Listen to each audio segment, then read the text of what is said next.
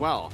At least we do get something that I was hoping for. 10 on Assassin. Zeta decided, all right, you know what? Let's put the box here, let's flex it over to Rome, and let's pick up 10 on the Hayabusa. This is also something we've been talking about in the backstage, right? Like, will Hayabusa still be prio? Will we still see it on the hands of different jungler users? And I said, it really comes down to how good the jungler is. Yeah. 10 is that guy, dude. When you give him a pick like this, he still shines. Yeah, and it seems like they've changed it up a bit. Usually the Hayabusa comes in way earlier in the draft. Yes. But I think they lean towards the Baksha because they want that stability at the center of the map. That's true. The Hayabusa, though, might be a catalyst for Zeta, especially in the hands of 10. The Assassin we want to talk about, but this Yixun Shin.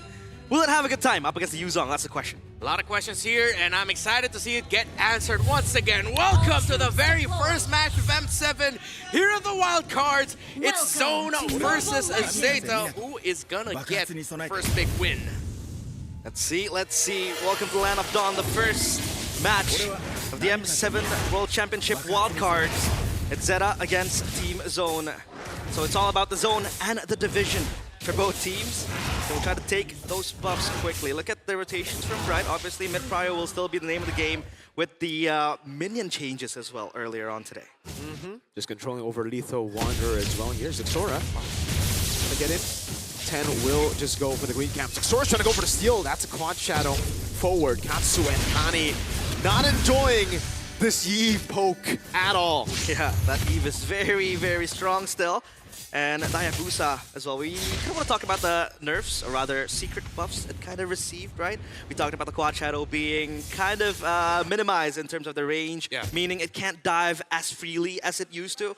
But the buff is the fact that, you know, the cooldown is much more quicker in terms of the shadow kill, and as well as the damage given with the shuriken. So I think this Hayabusa is still very much viable. Yeah, good trade-offs. And I like how Team Zone, knowing that they had the prio up against the Baksha and the Farsa, actually decided to go for that quick little poke battle with the Golem, but then they decided to back off when they realized that there's a chance Zeta might be able to change things around. In terms of the emblems, just to pull yourself together on that Farsa.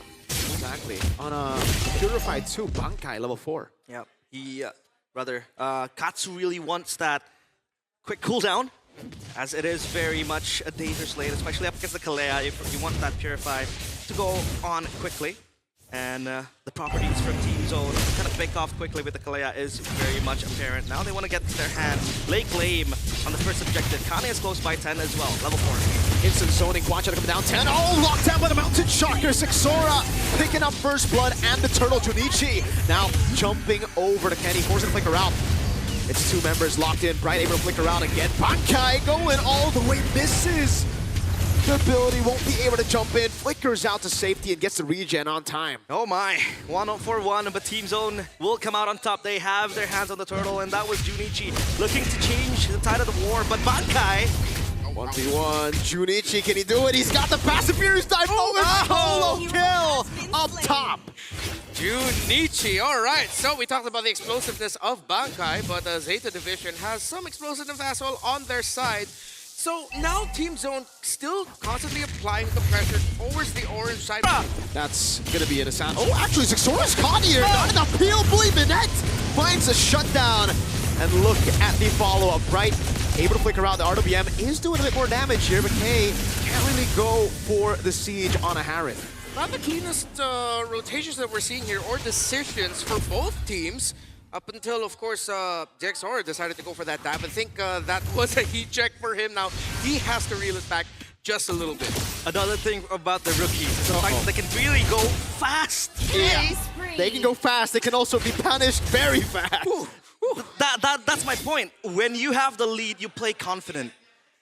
But then, if you go overboard, this is the things that's gonna happen. They might crumble, but so far they're not crumbling because of the shakiness or the nervousness. It's because they can't really control themselves. Someone needs to keep them in check. Junichi, though, seems like he is currently the anchor for Zeta Division right now. And it seems like Katsu and Kani are catching up to his rotations and aggressions. So they're going to need to be able to continue that. While Team Zone still has control in the map here, what next does Zeta Division have to do so they can get a little bit more of a taste of the map control that Team Zone has more of? Yeah, they need to farm more, prepare themselves for a fight, and maybe utilize Junichi to open up the choke points in the map, because so far he is, like you said, the anchor of Zeta Division. He can fight, he can 1v2, possibly 1v3 as well, stall some time, buy some time, and then let the Brody farm more.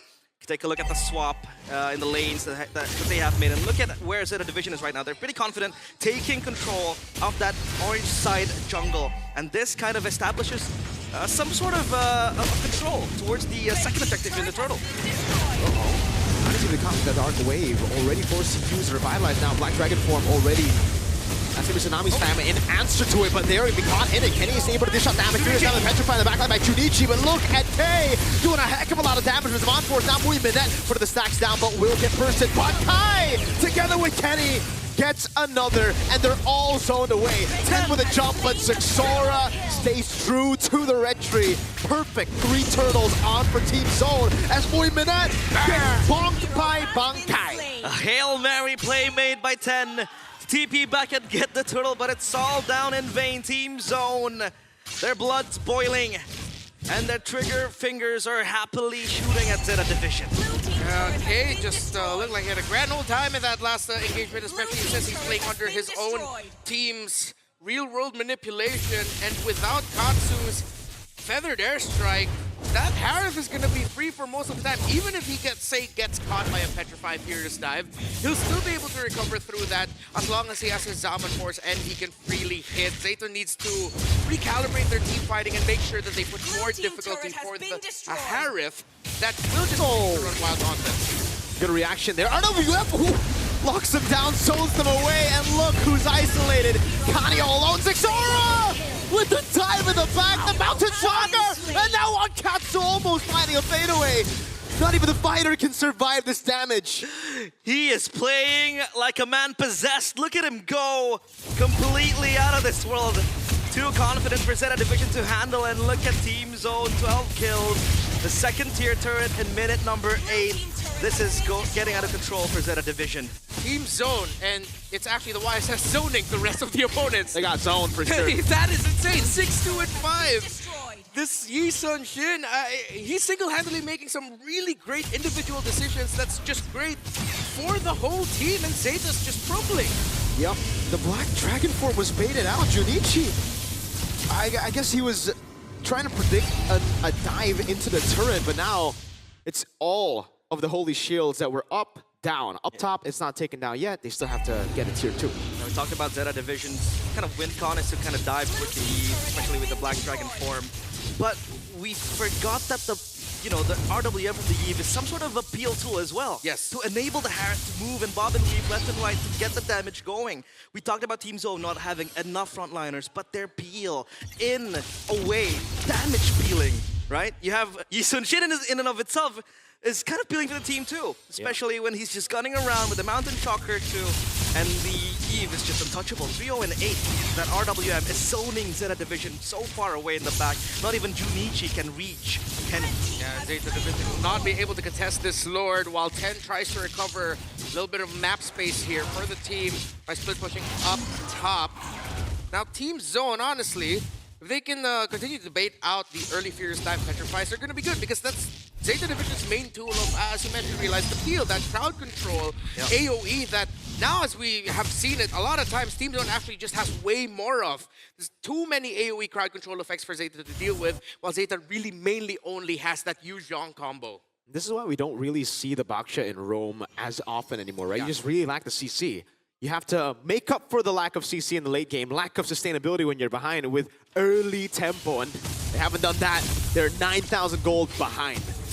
This might just be game over. Feather Airstrike opened, and Team Zone, they want to see to the base. Oh, Bright really wants to go for Junichi. He's able to find it, but Mountain Shocker goes to the right side. Doesn't matter. K still bursts them all. Holy crystal pickup. 10 with the walk up, but gets instantly shoulder bashes. They go for the siege of the bottom lane. 10 will fall. K goes for the triple. It's a big dark wave from Bankai. A double, a triple, and that's game 1.